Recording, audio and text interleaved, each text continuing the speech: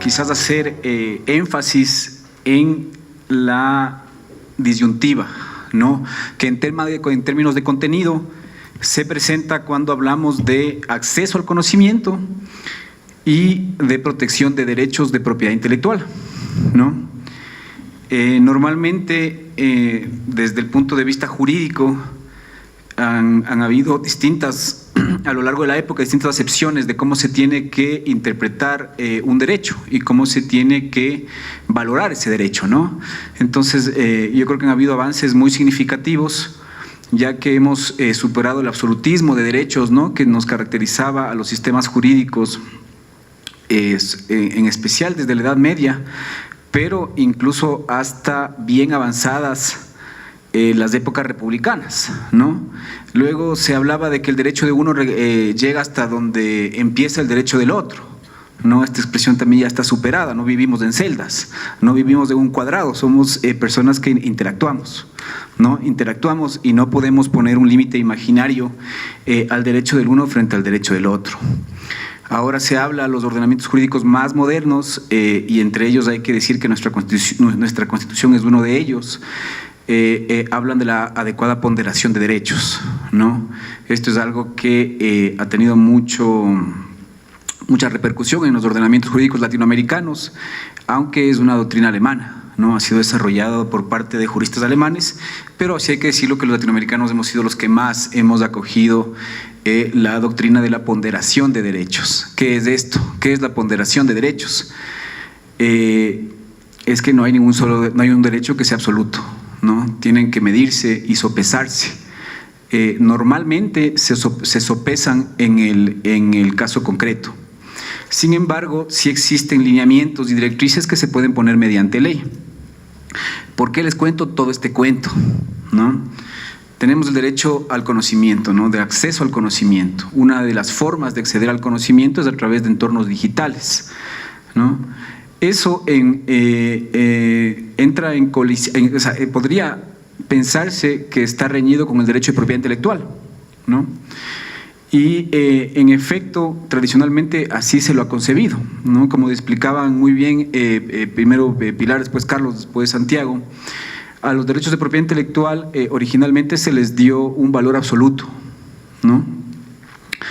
Y siempre ha estado diseñado en los sistemas jurídicos modernos, bueno, no siempre, ¿no?, pero a partir de la creación, sobre todo, de la OMC, ¿no? Porque como bien explicaba Pilar, nosotros tenemos la Organización Mundial de la Propiedad Intelectual, que tiene más de 100 años, ¿no? Es una organización que, si bien tiene tratados que han sido diseñados a la medida de los países que hoy son industrializados, ¿no?, y que ese tipo de disposiciones benefician a sus empresas. Sin embargo, si es que la Organización Mundial de la Propiedad Intelectual resultaba mala para los países en desarrollo, la creación de la OMC resulta perversa, ¿no? Y es porque justamente a partir de la creación de la Organización Mundial de Propiedad Intelectual se da un salto cualitativo gigantesco en defensa de los intereses corporativos, ¿no? Y no solamente desde el punto de propiedad intelectual, pero se ata a la propiedad intelectual a otro tipo de tratados, ¿no? Nosotros hasta antes de la creación de la OMC teníamos la OMPI, ¿no?, la Organización Mundial de Propiedad Intelectual, y en esta OMPI se podían negociar los tratados. Obviamente la incidencia que teníamos los países en desarrollo era mínima. Sin embargo, tenías un sistema, tienes todavía, ¿no?, un sistema de solución de diferencias y un sistema de denuncia que podría interpretarse que es mucho más soberano, ¿no?, porque no te pone los compromisos ni las consecuencias en caso de incumplimiento de lo que sí sucede con la OMC.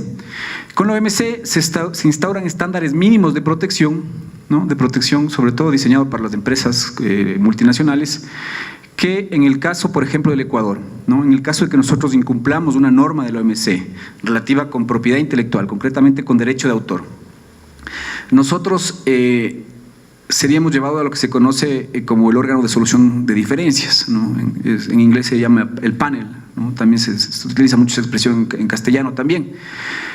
En caso de que nosotros seamos llevados a panel y se determine que nuestra legislación o nuestra política pública es incongruente con los ADPIC, ¿no?, con los ADPIC conocidos también como TRIPS, por sus siglas en inglés, nosotros seríamos merecedores de sanciones no únicamente en el ámbito de propiedad intelectual, sino que también podrían sancionarnos en el ámbito de servicios y de productos. Es decir, el día de mañana podrían sancionar a los productos agrícolas que nosotros, que es después del petróleo la principal fuente de nuestra balanza comercial, podrían ponernos sanciones a nuestros productos agrícolas, ¿no?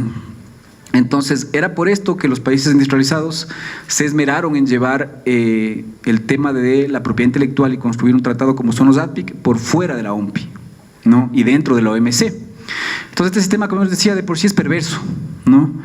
Y si es que nosotros quisiéramos tener una normativa que favorezca el desarrollo del conocimiento y la difusión del mismo, necesariamente tendríamos que dejar fuera estos tratados internacionales. Pasa que a día de hoy, como bien explicaba Santiago, el incumplir esta normativa o el salirnos de la OMC a día de hoy nos traería consecuencias peores, ¿no?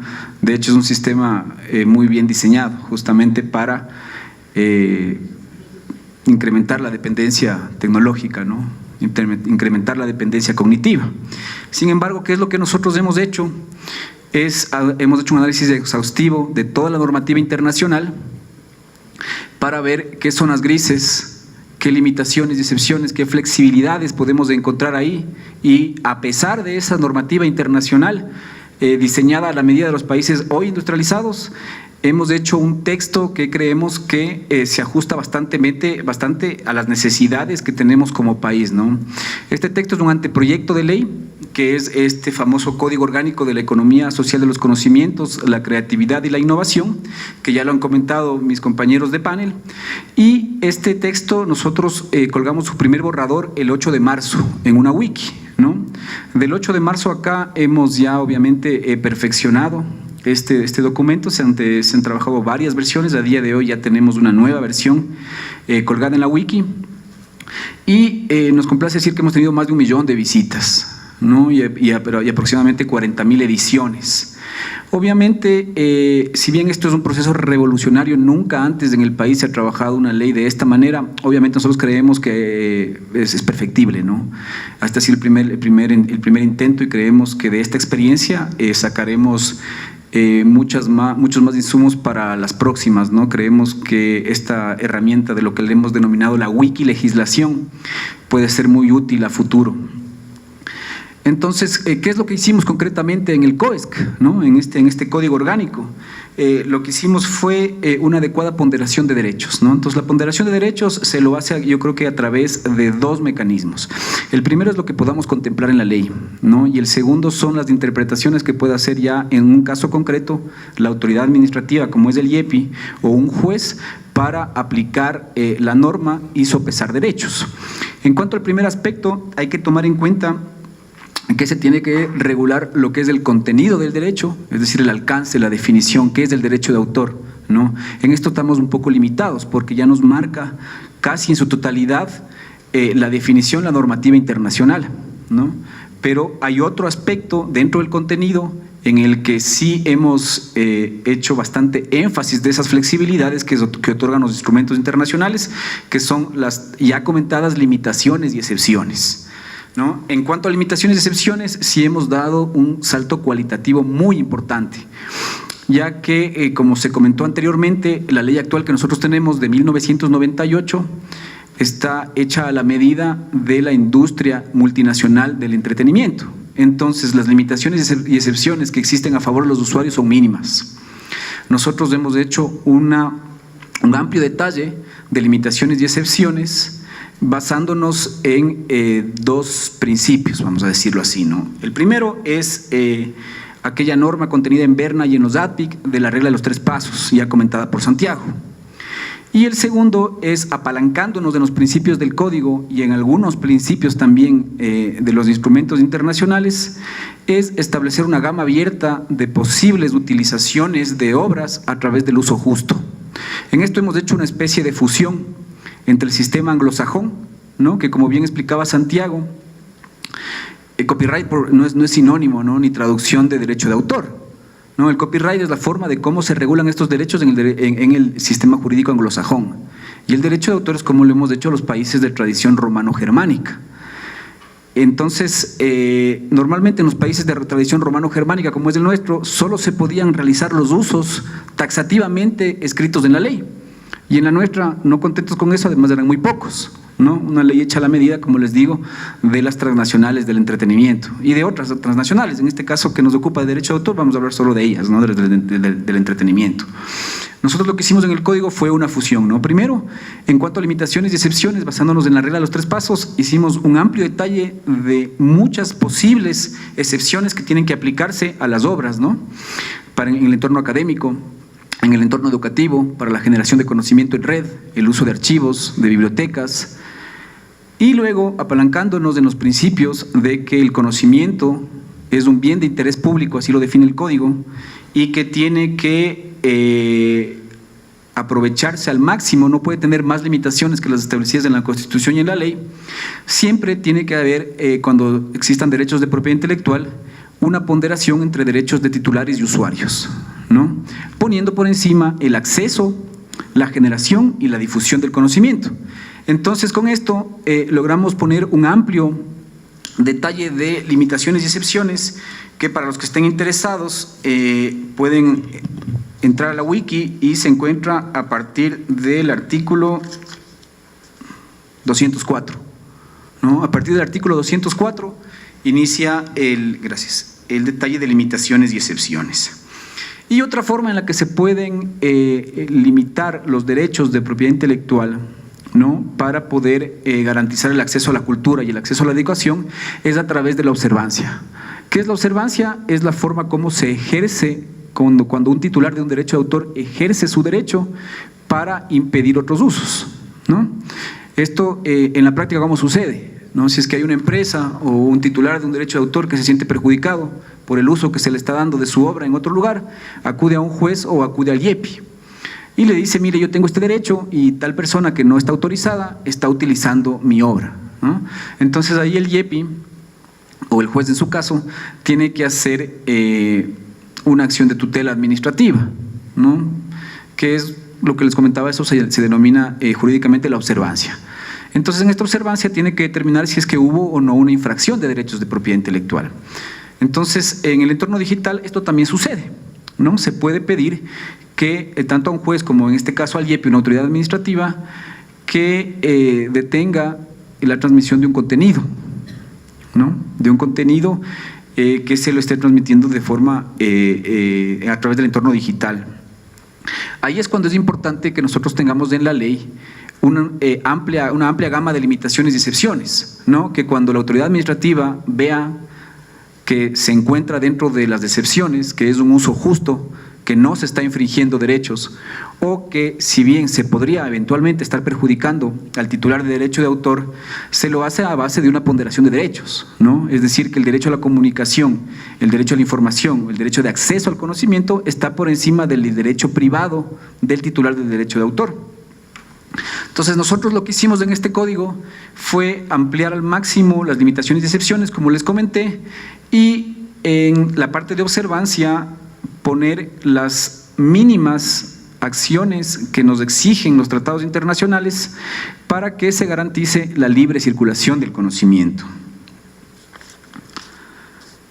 Antes de terminar, ya me empezar un papel, que me quedan hasta los 2 minutos, ya debe ser menos, incluso mencionar que efectivamente nosotros cuando legislamos, los países cuando legislan, tenemos que tomar en cuenta, en este caso, ¿no?, varios compromisos internacionales. El primero, como les decía, son los organismos multilaterales, ¿no?, la OMPI y la OMC concretamente. Pero luego existen más temas a considerar, ¿no? En el caso ecuatoriano nosotros tenemos un proceso de integración subregional, que ya lo comentó Santiago también, la decisión 351, es la norma que regula los derechos de autor, y esa es una barrera más que tenemos que considerar, porque ahí ya tenemos más obligaciones de las que están ya en OMC y OMPI, ¿no? Adicionalmente, los tratados de libre comercio.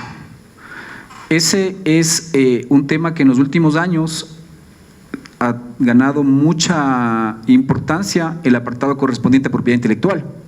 No, normalmente los tratados de libre comercio tenían en un inicio mucho énfasis las mercancías. De un tiempo acá vemos que la parte más complicada y más compromisos conlleva a los países en desarrollo es el apartado correspondiente a propiedad intelectual. Y lo mismo los tratados de protección de inversiones. Estos famosos TBI, si uno hace un mapeo de los tratados de protección de inversiones que se han firmado a nivel mundial, podemos identificar que en los últimos 9 años el apartado correspondiente a servicios y mercancías casi no se ha modificado. Lo que se ha modificado es obviamente a beneficio de los países, de las empresas, de los países industrializados, es del apartado correspondiente a propiedad intelectual. Entonces, todas estas normas y todos estos compromisos, ¿no?, que como país hemos adquirido, nos obligan al momento de legislar a tomar en cuenta una serie de normas que no quisiéramos que estén, pero a pesar de que están, hemos visto la forma en la que, sin incumplir tratados internacionales y ser objeto de sanciones, podemos desarrollar un cuerpo normativo, como en este caso el Código Orgánico de la Economía Social de los Conocimientos, que beneficie la generación del conocimiento y la difusión del mismo, sin más restricciones de las que sean necesarias para garantizar los derechos de propiedad intelectual bajo una óptica, obviamente, social, porque lo otro es lo que tenemos ahora, ¿no? Una ley ADPIC Plus que desde el 98 no nos ha generado ningún tipo de innovación, ningún tipo de incentivo para la generación de industrias culturales y tampoco ningún tipo de reducción de la brecha tecnológica con los países hoy industrializados. Entonces, dicho esto, yo les invito a las personas que todavía no lo han hecho a que participen en esta wiki, a que lean el texto. No es un texto largo, algo complejo, son más de 800 artículos, no tienen que leerse todos, no tienen que leerse todo, ¿no?, sino quizás la parte que más les interesa es la relativa a derecho de autor, limitaciones y excepciones, como les decía, y hay un apartado correspondiente a medidas tecnológicas a partir del artículo 124. Y en caso de que ustedes tengan algún comentario o aporte, lo pueden hacer a través de la misma wiki, ¿no? Como les digo, hemos recibido más de 1 millón de visitas, hemos tenido una serie de interacciones en la wiki y fuera de ella, ¿no? De hecho, muchas de las personas que están aquí presentes, entre ellas Pilar nos dio una gran mano en la elaboración de limitaciones y excepciones, Carlos también en las modalidades distintas de licenciamiento, y con el IEPI, entidad adscrita a CENESID, hemos venido trabajando en este gran proyecto desde el inicio. Así que estamos a pocos días de presentarlo en la Asamblea, pero las personas que aún no lo hayan hecho, creo que sería una buena idea que se puedan meter a la wiki, conocer el contenido del texto y, de ser el caso, aportar.